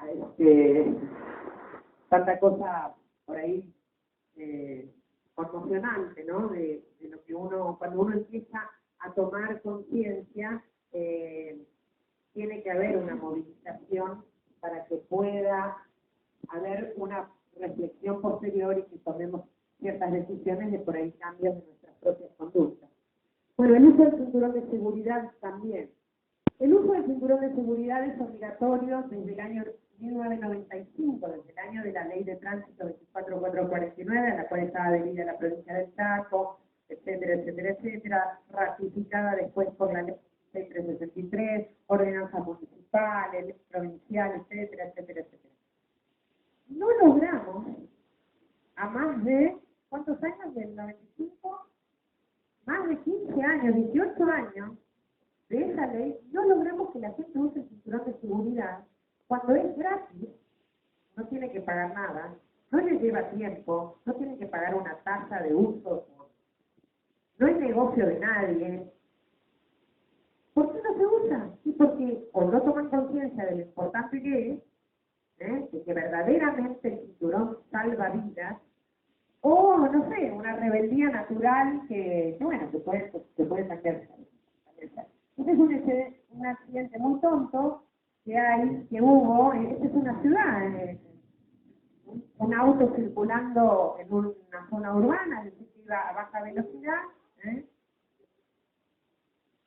ahí se cae el bebé, les aviso que no muere nadie, que no sufran. Pero ahí paran, los dos padres se dan cuenta, bajan los dos corriendo, dejan el auto entre dos avenidas como esa, que podría haber sido verdaderamente una tragedia, bueno, finalmente no pasó nada, pero fíjense, qué accidente tonto, son los accidentes que uno dice, a mí eso no me podría pasar, sin embargo me puede pasar. Un compañero vial le pasó que doblando en una esquina, le toca una moto de costado, se le abre la puerta, y se cae por la fuerza centrífuga. Un accidente tonto. No se iba a matar por caerse, pero sí, si venía un auto atrás, podría haberse lesionado por ese accidente tonto. Y ese accidente tonto se evita si tengo puesto el cinturón de seguridad. O si no, por lo menos me ahorro un diente roto, una nariz rota, o, no sé, alguna lesión menor también me la puedo evitar. Así que el accidente, el cinturón de seguridad salva vidas. Es uno de los elementos que más reduce la gravedad de los accidentes de tránsito. Y cuando hablamos del uso del cinturón, hablamos de que todos tienen que usarlo, porque muchas veces los que están sin amarrar adentro del habitáculo pueden lastimar a los que están amarrados. Esta es una simulación de un vuelco hecho por Mercedes-Benz, donde el conductor está amarrado y el otro no. Ahora vamos a ver lo mismo, pero desde adentro del habitáculo. Para que veamos la cantidad de lesiones que puede llegar a sufrir el que viene agarrado por culpa del que viene suelto. Y cuando decimos suelto, también hablamos de todas las cosas que tenemos sueltas en el habitáculo. Muchas veces, sin necesidad, por no poner en el baúl, llevamos cosas contundentes. Una cosa es tener un bolsito con un poco de ropa, que no por ahí no. Pero nosotros hemos tenido en realidad un accidente que no fue más grave por milagro, ¿no? Ahí voy a usar la palabra, con una batería iba dentro del vehículo, volcó el vehículo y así le pasó, rozando la oreja, la batería al conductor que iba manejando. Bueno, y ahora cito esta otra norma, que es lo del paso del semáforo en rojo, porque esta otra cosa que seguro que todos sabemos, el semáforo en rojo es para detenerse. Y quiero aclararles que no hace falta estar más de 2 minutos en una esquina para ver esto. No crean que les llevó demasiadas horas de filmación encontrar esta. Indefectiblemente, el primero, segundo y tercero, y a veces también el cuarto vehículo que llegan a la intersección, pasan en rojo. Yo me creo con derecho de pasar con amarillo y también con rojo, porque cuando veo el amarillo a media cuadra, en vez de ir frenando, lo que hago es acelerar. Entonces, seguro que voy a pasar con rojo. Únicamente freno cuando ya lo veo en rojo. Pero cuando lo veo en amarillo, creo que voy a llegar a pasar en amarillo, y obviamente no, porque el amarillo es solamente para despejar la encrucijada. El amarillo se creó, el sentido del amarillo es ese tiempo que se tarda en despejar la encrucijada, o sea, el sector en donde se cruzan los dos caminos, se tiene que despejar en el momento del amarillo, y nada más. No puedo pasar con amarillo. No puedo abordar la encrucijada con amarillo. Sobrepasos arriesgados. El sobrepaso es una de las actividades de la conducción que requiere más carga de trabajo. Lo que hablamos hoy de carga de trabajo. Y esa carga de trabajo es muy grande porque el riesgo de cometer un error es muy grande. Si yo me equivoco en una maniobra de sobrepaso, seguro que muero, porque el choque frontal es el choque de mayor mortalidad de todos los tipos de choques que existen. ¿Qué es lo que yo hago cuando voy a sobrepasar? Sin darme cuenta, no es consciente esto. Yo calculo la distancia necesaria, esa distancia depende de las velocidades relativas de los tres vehículos, del mío, del que voy a sobrepasar y del que viene del otro lado. Tengo que mirar por el espejo retrovisor, hacer la luz de giro a la izquierda, hacerle además un destello para estar segura que el de adelante me vio, hacer el sobrepaso propiamente dicho, después la luz de giro para volver al carril y finalmente tengo que volver al carril. Todo esto es una carga de trabajo muy grande. Y una cosa es un sobrepaso y otra cosa es un sobrepaso cada 5 minutos, como a veces pasa en nuestras rutas donde tenemos tantos camiones. Pero las rutas son los que tenemos y los camiones son los que tenemos y tenemos que circular de esa forma. La única manera de circular más saludablemente es decir, bueno, si esta es la realidad, voy a adaptarme y voy a tratar de reflexionar o de tomar más conciencia de esto. ¿Qué tenemos que hacer cuando vamos a adelantar? Tenemos 4 cosas prohibidas cuando vamos a adelantar. Adelantar en curvas o con poca visibilidad. Detrás de un camión no me tengo que meter porque no veo bien lo que va adelante. Yo me confío del camión, pero el camión tiene una velocidad y una masa y yo tengo una muy distinta, entonces no debería hacerlo. En intersecciones o cerca de las intersecciones, en pasos peatonales, pasos a nivel, túneles, bueno. Todo esto es lo que yo no debo hacer cuando me voy a adelantar. Ahora, yo también tengo obligaciones y prohibiciones cuando voy a ser adelantado. Y esto es muy importante. Porque muchos accidentes ocurren porque yo estoy circulando y veo uno que me va a adelantar y me da bronca. Ahí, ¿a dónde va? Y si yo voy a la velocidad máxima, ese va más rápido que yo, no puede ser. Y entonces acelero. Me fastidia que el tipo me quiera pasar. Porque es un loco. Entonces, acelero o de alguna manera le impido que me sobrepase. A los locos, lo que más conviene es tenerlos lejos. Entonces, si me quiere sobrepasar, que me sobrepase, que vaya adelante y que quede lejos de mí. Porque lo más sano para mí es estar lejos de los locos. Y eso, para ser consciente de eso, tengo que tomarme ese minuto de reflexión y no reaccionar con ira frente a cualquiera que hace una maniobra inadecuada. Porque es muy probable que yo tenga razón, pero acá no es cuestión de tener razón. Acá es cuestión de tener un tránsito saludable, de tener un resultado en el que no haya más muertos y más heridos. ¿Qué me importa tener razón si al final me morí? O lastimé a mis hijos. ¿Qué importancia tiene que yo tenga razón? Después podemos hacer una conferencia de tener razón o no tener razón. Pero en el tránsito lo importante es hacerlo de la manera más saludable posible. Y cuando digo, ojo con las luces de giro, porque tenemos un hábito muy contradictorio en nuestras rutas, que es que el camionero nos hace un guiño con la luz de la izquierda para decirnos que podemos pasar. En realidad la ley establece o da la posibilidad de ese guiño, es una especie de gentileza, ¿no? Es una señal de cortesía que nos hace el camionero porque ve mucho más allá que nosotros para decirnos que podemos pasar. Debería hacerlo con la luz de la derecha y no con la luz de la izquierda. Eso dice la ley de tránsito. Pero acá no sé por qué se adoptó la otra costumbre, y es una costumbre peligrosa porque podría ser que esa señal sea que él va a doblar para la izquierda, y no que nos está diciendo que nosotros podemos. En cambio, la de la derecha, no nos podemos equivocar tanto, porque a lo sumo él va a doblar a la derecha y no corremos riesgos si nosotros en ese momento. Pero de todas formas, la sugerencia siempre es no confiarse de esa señal de cortesía, sino hacer el sobrepaso cuando uno ve bien, cuando uno tiene buena visibilidad y cuando uno está seguro. Por ahí el vehículo está lejos y igual no estamos seguros, bueno, no lo pasemos, esperemos, total. El tiempo en eso no es lo que más vale, ¿eh? Lo que más vale es la seguridad. Bueno, para hablar de algunas normas nomás. También la conducción en semiautopistas la estamos haciendo bastante equivocada. Circulamos por cualquier carril o circulamos por el carril izquierdo si vamos rápido y por el derecho si vamos despacio. Siempre hay que circular por el carril derecho y dejar el izquierdo para que todos puedan hacer sobrepasos, independientemente de la velocidad a la que venga. Entonces, si viene un vehículo más despacio, yo le hago las mismas señales que si fuera por una ruta común, luz de giro, miro los retrovisores a ver si no viene nadie atrás, lo sobrepaso y vuelvo al carril derecho.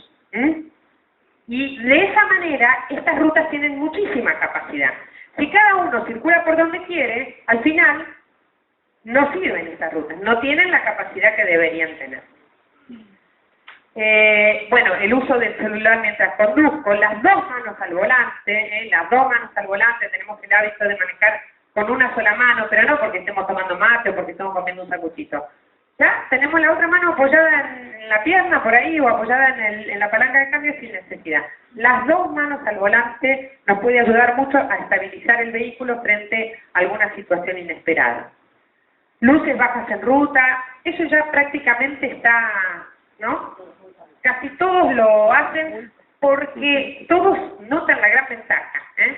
Cuando manejamos en rutas de dos carriles, como son la mayoría de las nuestras, es una información muy valiosa la luz baja. Saber si el vehículo va o viene y nos da mucha más idea de a qué distancia está. Y las luces de giro, esto sí no lo vemos como un uso habitual. La gente se resiste a hacer la luz de giro, no sé por qué. Se dice, no, si total no viene nadie, o bueno, ya me vio. No cuesta nada, tampoco hay que pagar una tasa por uso de luz de giro, no es un negocio de los que venden luces. Hagámoslo, no nos cuesta nada. Y puede ser una información muy valiosa para un peatón, para un ciclista, para un motociclista. Todo lo que podamos usar para informar, pensemos que esto es comunicación. La comunicación es la base de las sociedades mejor organizadas, saber comunicarse.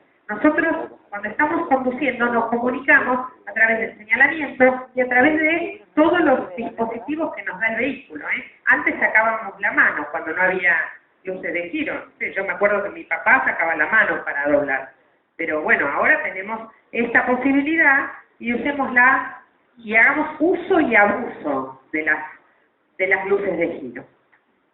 Bueno, la prioridad en la rotonda es otro tema confuso. Reconozco que en parte es por un problema de señalamiento, por una falla de los organismos que tendríamos que señalizar como corresponde, pero en mi defensa digo que hay muchas cosas que están señalizadas y las señales son robadas o destruidas. Entonces, bueno, ¿cómo es la prioridad en las rotondas? Según la ley de tránsito, la prioridad en las rotondas siempre la tiene el que circula por el anillo de la rotonda. Y el que va a ingresar a la rotonda tiene que esperar a que el que va por el anillo circule. Y recién ahí puede entrar, salvo que haya alguna señal que le indique otra cosa. Si hay una señal, el que manda es la señal. La señal es la máxima autoridad en la ruta, no la ley de tránsito. La señal es la máxima autoridad. ¿Y por qué es así en las rotondas? Sobre todo en las rotondas urbanas. ¿Por qué la prioridad la tiene el que va por el anillo? Porque la esencia de la rotonda es facilitar un tránsito fluido y lento. ¿Cómo logro eso? Si yo al que va por el anillo lo hago frenar para darle prioridad al que va a entrar, se puede atascar la cola atrás de él. Y en algún momento nadie no puede ni entrar ni salir de la rotonda. En cambio, si el que va en el anillo siempre tiene prioridad, siempre alguno va a salir y otro va a entrar. No, la gente no circula por la rotonda todo el tiempo, nada más que para pasear. Entonces siempre alguno va a salir y en ese momento alguno puede entrar. Y ese tránsito además es lento porque para ingresar a la rotonda tuve que haber frenado, no puedo tomar las rotondas a grandes velocidades. Entonces, cuando entendemos esto, podemos hacer el uso de la rotonda mucho mejor y justamente aprovechar esa gran ventaja, porque las rotondas son son un invento realmente muy útil para apaciguar el tránsito y para ordenarlo, siempre y cuando las usemos como corresponde. Si las usamos mal, obviamente no lo vamos a lograr. Bueno, y termino esto con la prioridad del peatón nuevamente, porque a mí me parece que sobre esto tenemos que prestar particular atención, insisto, con la violencia. Cuando hablamos de violencia en el tránsito, estamos hablando de estas cosas. Estamos hablando de la relación de poder entre el que tiene más tamaño, o el que tiene más peso, y el que tiene menos tamaño o menos peso o menos fuerza. ¿Y qué pasa cuando no podemos cumplir las normas? ¿Qué pasa? Bueno, pasan cosas como esta. Este es un acceso a una localidad de nuestra provincia y esta es una ruta nacional. En ese acceso hay un cartel de pare. ¿Qué significa pare? Pare es lo mismo que un semáforo rojo. Pare es pare. Mire a ambos lados, si no viene nadie, siga. Bueno, pero como no respetan este cartel de pare, el municipio, en su desesperación, pone esto, prudencia. Y acá hay otro que dice lo mismo, prudencia. Y prudencia no sabemos qué es, porque prudencia depende de cada uno. Es más, depende del momento en el que yo veo el cartel. Hay días que me siento más prudente, que me siento más cuidadosa, y hay días que me siento más temeraria o que estoy muy apurada y no tengo ganas de tener prudencia. Esto no es claro, esto no es nada, esto no se sabe qué es, esto es clarísimo. Aparte de que está en la ley, y que sería importante que todos nos rijamos por el mismo código de señalamiento, es muy claro, pare es pare. O esto, por ejemplo, en lugar de poner una placa redonda, blanca, con borde rojo y un número 40, que significa velocidad máxima 40 kilómetros por hora, pongo este cartel, que además de que es muy largo y que es muy impactante, porque si lo pude leer manejando, cosa dificilísima, si vengo rápido seguro que no lo terminé de leer, pero si lo pude leer por lo menos me tuve que quedar impactado. Pero aparte de impactante, es contradictorio, porque yo estoy diciendo en los focos no sobran los niños, pero más allá por ahí sí, o en los focos no sobran los niños, pero sí sobran los viejos, o sí sobran los perros, o qué. O sea, ¿qué clase de mensaje es este? Pero esto pasa porque con un cartel de esos redondos y un número 40 dentro, no logramos que nadie baje la velocidad. Entonces, apelamos a la sensibilidad, a las emociones, porque no podemos hacer que se cumplan las normas. Lo que proponemos en esto es un cambio de actitud. Fundamentalmente hay que tener un cambio de actitud, porque nosotros nos pasamos muchas horas hablando del tránsito. En general, cada uno que llega a su trabajo a la mañana tiene una anécdota para contar. Y podríamos hablar todo el día y toda la noche de anécdotas. Y seguramente cada uno de los que mencione algo va a tener razón. Pero acá, igual que en el adelantamiento, no se trata de tener razón. Se trata de pensar, bueno, ¿qué podemos hacer? O sea, podemos vivir en esta, quejándonos de lo mal que manejan todos y viendo las fallas de todos los demás. Si yo soy vialidad, veo la falla en educación o veo la falla en los controles. Si yo soy el control, veo la falla en educación o veo la falla en las rutas. Si yo soy el municipio, voy a ver la falla en los usuarios. Y si soy un vecino, voy a ver la falla del municipio. Y siempre veo la falla de los otros. Siempre tengo la mirada puesta en esta parte. Y lo que estamos proponiendo es, ¿por qué no en esta? Protesto. O sea, la queja no es lo mismo que la protesta. La queja es frustrante en su esencia, porque no me permite ver una salida a la situación de conflicto. El conflicto es tan complejo que yo me puedo quejar todo el día y nunca voy a encontrar qué hacer, nunca voy a encontrar la solución. Entonces, la queja no me conduce a nada, y la protesta sí. Yo, a partir de la protesta, puedo hacer una reflexión, puedo hacer una autocrítica, es decir, ¿y yo qué estoy haciendo? ¿Y yo cómo me comporto? ¿Y yo cómo me conduzco? Como ciudadano, como habitante, pero también yo formo parte de una comunidad, como padre de familia, como hermano mayor, como docente, en los casos de los que somos docentes, o como, acá veo que hay mucha gente de los municipios, mucha gente de la policía, inspectores, como representante de una entidad que está absolutamente ligada a la seguridad vial. Yo, por ejemplo, ahora estoy dando charlas para nuestros agentes viales, porque digo, muchachos, nosotros tenemos que dar el ejemplo. No podemos estar, en realidad no deberíamos estar ni siquiera cuando estamos con nuestra movilidad particular, pero cuando estamos con la movilidad oficial, tenemos que ocupar un lugar de liderazgo en esto. ¿Cómo Vialidad Nacional va a estar cometiendo infracciones de tránsito o peor, haciendo uso de su lugar de privilegio por tener un logo para estacionar mal o para salvarse de una multa? No, al contrario. Nuestro lugar no es de privilegio, nuestro lugar es de mucha responsabilidad, porque toda la gente nos está mirando. ¿Y cómo le voy a pedir yo a un ciudadano común que haga algo si yo no lo hago? No me da la cara, no me da la cara. Entonces, como personas, como miembros de una familia, nuestros hijos nos están mirando y van a aprender lo que nosotros hagamos, es lo que van a hacer ellos después. Y como miembros de una entidad, ya sea municipal, nacional, judicial, poder legislativo, es decir, todos los poderes de los distintos estamentos del gobierno tienen alguna injerencia en esta materia. Y proponemos esto, manejo reflexivo, tomémonos el tiempo cuando subimos al auto de pensar qué importante que es la actividad que voy a realizar y qué riesgo puedo estar haciendo correr a los que me rodean o a mí mismo.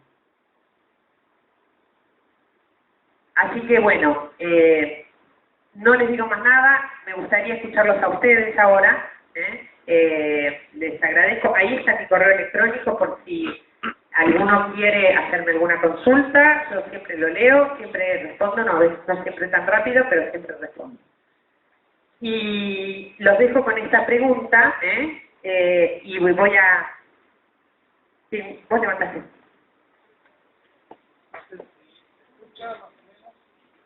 Bueno, son varios puntos, pero uno de los, así como marcó el tema de las circulaciones rotondas, me gustaría que me informe sobre cuál es el uso debido de balizas y conos. ¿En el señalamiento transitorio o de las personas o en el tránsito Cuento un particular? caso. Viento, se llevó el cartel, al otro día vino una empresa, planta los conos, cortó la calle para poner un cartel. ¿Se puede? Si están bien puestos, se puede. Ahí está, ¿cuál es el bien puesto? Bueno, el señalamiento transitorio es toda una asignatura, no es algo que por ahí pueda explicarlo en un ratito. Y depende mucho del tamaño de la calzada, cuánto espacio de libre, cuánto espacio voy a ocupar o voy a restringir. Por ejemplo, si yo tengo una calzada de 2 carriles y voy a restringir un carril entero, esos conos tienen que venir en una cuña con un ángulo suficiente como para que un conductor de 500 metros antes ya divise que está pasando algo. Bueno, esto está todo tabulado para las distintas situaciones. Otro punto, Sí. el uso de máquinas viales Sí. y agrarias en zonas, digamos, urbanas. Por ejemplo, a un auto se le exige que tenga el paragolpe, que bla, bla, bla, bla, bla. Viene un tractor enganchado con un carro, levantando escombros de la municipalidad y... Bueno, cada vehículo, acá hay muchos inspectores municipales, ¿no? Cada vehículo debe circular de una determinada manera. Teóricamente, hay vehículos que no deberían circular.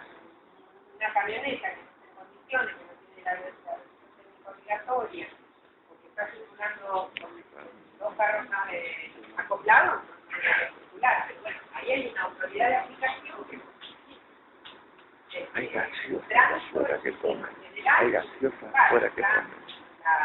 todo lo que es el control, la Hay gaseosa fuera que tome. en un organismo, o la policía de la provincia o los juzgados municipales.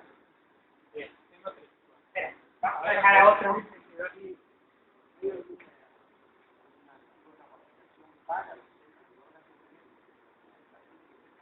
Por supuesto, bueno, yo ya ofrecí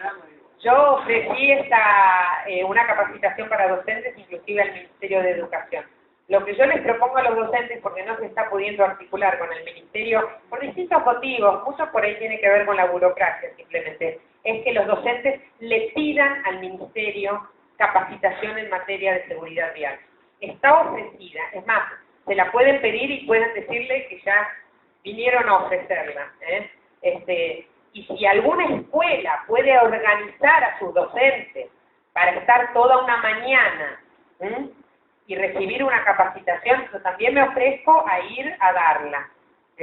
Ojo, en una mañana lo que podemos hacer es promover un cambio de mirada y hablar de ciertas normas de tránsito, pero sobre todo lo que promovemos en una mañana es una manera diferente de abordar el problema. No vamos a aprender seguridad vial en una mañana, pero sí creo que se puede, por lo menos como un disparador y como un, digamos, cederle la posta a los docentes, porque siempre en todas las escuelas hay 2 o 3 docentes que les interesa el tema. Y si esto hay que darlo en forma transversal, ¿no?, a través de las distintas materias, lo que está sucediendo en la mayoría de las escuelas es que la mayoría de las materias no saben qué dar. Y esto es una materia, es un tema tan amplio que se puede dar en historia, en geografía, en matemática, en física, en lengua, en dibujo, en educación física, y bueno, justamente sobre eso trabajo yo en los talleres para darles ideas para desarrollar en el aula. Si alguna escuela en particular lo quiere hacer y no logra que el ministerio le dé respuesta, me mandan un correo y yo les digo cómo lo armamos. Lo que tienen que asegurarse es que estén los docentes, porque me han llamado de escuelas en donde después había 4. O sea, sí, a todos nos interesa, pero se ve que a todos no nos interesa porque había muy poco.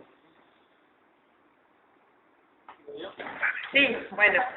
¿Por qué motos sí, cuatriciclos no? No, yo sobre eso podemos hablar, yo no sé porque no lo dispuse, tiene que ver, creo, con la manera de direccionar, la dirección en el caso de los cuatriciclos. Si bien es cierto que el cuatriciclo pareciera ser más seguro porque tiene 4 ruedas y el de 2 ruedas siempre tiene menor estabilidad, me parece que tiene que ver con la dificultad en la dirección. Pero la verdad es que yo sobre este tema no soy especialista y bueno, son temas que por ahí me parece que no, no quiero dar una respuesta que no sea la apropiada. Última de mi parte. Bueno. ¿Quién diseña los accesos a los pueblos, ciudades, zonas urbanas? Y bueno, depende, si llega a una ruta nacional, seguramente Vialidad Nacional, en algunos casos junto con el municipio, a veces Vialidad Provincial interviene porque tiene propuestas como acá, creo que la avenida San Martín o la última obra que se hizo sobre el acceso oeste, bueno, esa es una obra de Vialidad Provincial. Me uno un poquito a la pregunta que es el tema de las balizas. Me gustaría saber para qué realmente son las balizas. Las balizas que lleva cada auto, las particulares, y porque si usted tiene un inconveniente en el medio de la ruta, Nos referimos a las únicamente cuando hay detención en la calzada. Yo pregunto porque en el pueblo cualquiera quiere estacionar en cualquier lado, mal estaciona, también se utilizan las balizas. Claro, Es como como que que me disculpa, la baliza me disculpa. da la posibilidad. Sí, bueno, insisto, es un tema municipal. Por eso esto es un tema complejo, porque no se puede abordar desde el punto de vista técnico sin tener en cuenta todas las otras connotaciones. Cuando un municipio sale a hacer controles de distintas cosas, pongámosle de casco, no puede salir y hacer controles y nada más. Porque hacer controles de casco me obliga a darle a mucha gente otra opción de circular. Si esa mamá tiene 3 hijos y los tiene que llevar a la escuela, y no tiene otro vehículo, y no tiene otra escuela más cerca, tiene que circular de alguna forma. Entonces es un compromiso muy grande también el de ponerme a controlar.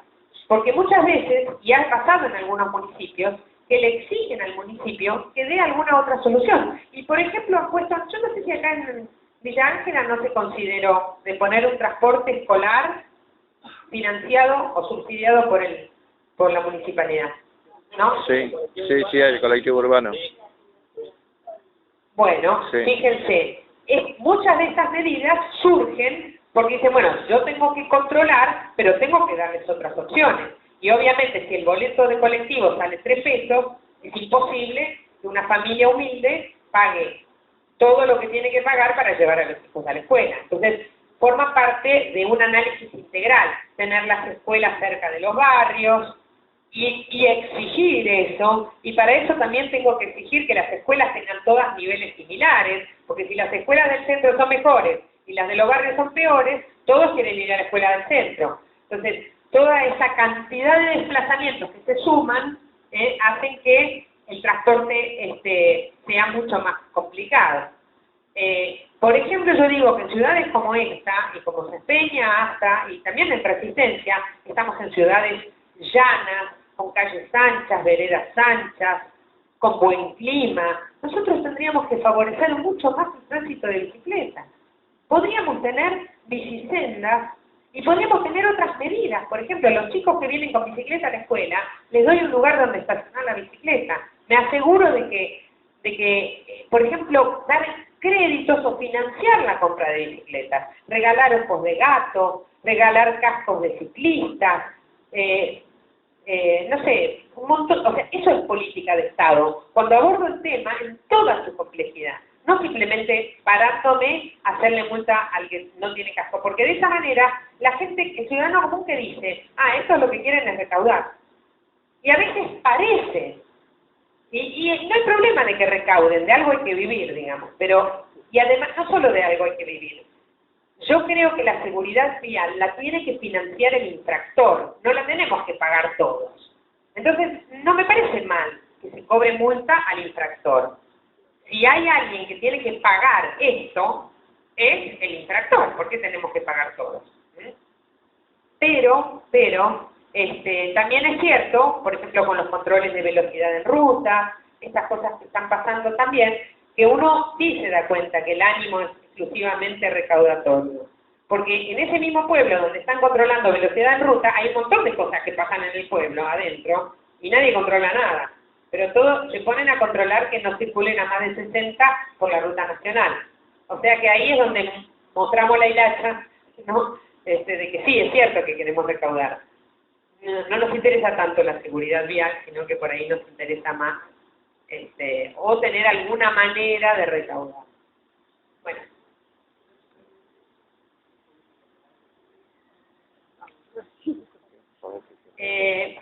A partir del 2008, con la ley esta que creó la Agencia Nacional, se vislumbró como una política de Estado. Yo ahora tengo dudas, pero tenemos muchas armas nosotros en la mano, la comunidad, la sociedad tiene muchas armas. Estamos con esto y exijámosle a nuestras autoridades, exijámosle a nuestros municipios que den el registro de conducir como corresponde, exijámosle a nuestra policía que controle como corresponde. Ese trabajo que hacen Padres en Ruta, por ejemplo, realmente es tan loable. Yo me doy cuenta que hay mucha gente de la sociedad que los critica, pero es tan loable porque ellos son la presión, y yo lo hablé con la doctora Grillo cuando empezaron con Padres en la Ruta en Resistencia. Le dije, ustedes no van a creer que la seguridad vial se termina con el control de la alcoholemia en la Sarmiento, ¿no? No. Se terminaron los accidentes en la Sarmiento, pero tenemos el mismo número de accidentes en la provincia. Es decir, no, claro, entonces ahí lo que le pedí es, ustedes son el factor de expresión para nosotros, para el Estado, para que nosotros cumplamos lo que tenemos que cumplir. No dejen de hacerlo. Ojalá haya más organizaciones que nos presionen a los miembros del Estado para que nuestro sueldo tenga sentido. O sea, ¿qué es lo mejor de trabajar en el Estado? Veo que hay muchos que trabajan en el Estado. Lo mejor de trabajar en el Estado no es cobrar un sueldo todos los meses seguro. Eso es muy bueno, es muy bueno. Pero ese es un privilegio que tenemos. Y además tenemos otro privilegio, que es que nuestro trabajo diario tiene un sentido, una proyección social. Nosotros estamos trabajando para mejorar la calidad de vida de la gente que vive al lado nuestro. Y eso tiene un valor extraordinario. No es lo mismo levantarse todos los días para vender, qué sé yo, tornillos o ballenitas. No tengo nada contra un vendedor, pero trabajar para mejorar la vida de nuestros ciudadanos, de nuestros vecinos, es un trabajo que realmente de mucho privilegio. O sea, el privilegio no es solamente cobrar un sueldo. Y eso lo tenemos los docentes, los tenemos los que trabajamos en vialidad, los que trabajan en la policía, los que trabajan en el municipio, en el poder legislativo, en el poder judicial. Todos los que trabajamos en el Estado tenemos esa suerte y también esa responsabilidad. ¿Tengo que terminar? Sí.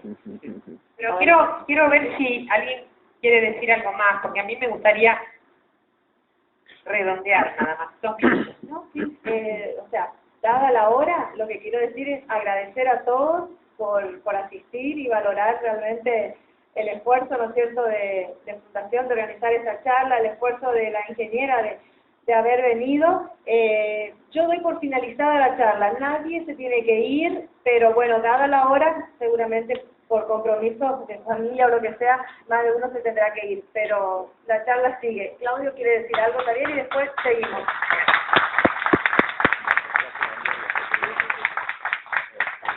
Ingeniera. Sí. No.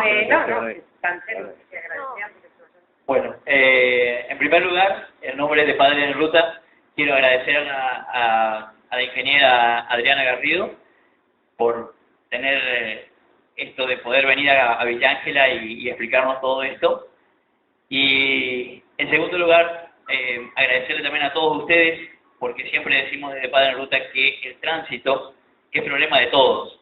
No es solamente de los inspectores, ni de la intendencia, ni del policía, sino de cada uno de nosotros los que salimos a la calle y tenemos que respetarnos con el otro. Entonces, muchísimas gracias a todos los que vinieron, a los que se tuvieron que ir por distintas cosas, pero muchas gracias por venir y participar de este evento. Gracias también a Fundación OSDE, que fue quien organizó la avenida de la ingeniera, y bueno, nosotros simplemente fuimos colaboradores de ello para que esto se pueda hacer. Muchísimas gracias a todos. Bueno, no sé si a mí me gustaría darle un cierre a la charla. Me gustaría escuchar por ahí, veo que hay gente que asiente, que da la sensación que coincide, pero desde el lugar de cada uno acá. No es mucho lo que voy a decir, pero yo soy inspector de tránsito y soy parte de Padres en Ruta. Y desde mi lugar, que escucho mucho que dicen, ¿qué van a hacer Padres en Ruta? Si no van a cambiar la mentalidad de todos. No van a cambiar la mentalidad de todos. Pero con que una persona cambie su manera de pensar, para mí es un placer. Yo que estoy en la calle y que tengo muchas personas que discuten o directamente se quejan, para mí me da placer cuando una persona me dice gracias y cambia la manera de pensar. Eso es todo. Bueno, muchas gracias. No dejemos hablar a todos. No, a las 3 de la mañana estoy hablando. ¿A qué está? ¿No? Entonces, Venga.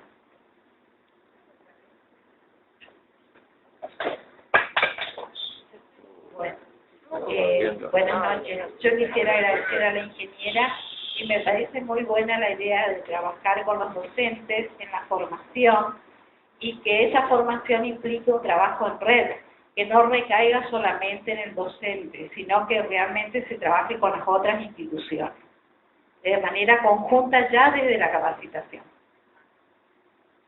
Bueno, muchas gracias por esta intervención, porque realmente eso es lo que nosotros estamos sugiriendo al Ministerio. Inclusive estamos pidiendo que desde la formación se trabaje en esta área. Todos los temas que tienen que dar los docentes de forma transversal, ¿no? Educación sexual integral, el tema del cuidado ambiental y el tema de la seguridad vial, se transforman en engorros para el docente porque no sabe cómo abordarlos. Y es lógico que no sepa, porque en realidad no lo recibió en su formación. Entonces, no solamente trabajar en red, sino también trabajar desde la formación de los docentes. Yo insisto, nuestro mayor poder está en nuestras instituciones. Y si bien no todas las instituciones funcionan como uno desearía, incluida la mía, ¿no? Esto tengo que hago mi propia reflexión. Nuestro poder está en exigirles. Yo quiero decirles que yo estuve en una reunión en el Ministerio de Educación con todas las supervisoras regionales y ellas escucharon a la gente de la Agencia Nacional de Seguridad Vial. Se habló de lo que quiere hacer el Ministerio en materia del abordaje en forma transversal de la seguridad vial. En esa reunión yo volví a ofrecerles los talleres para docentes, así que capaz que necesitan un empujoncito del lado de los docentes también para que, bueno, para acelerar un poco la gestión.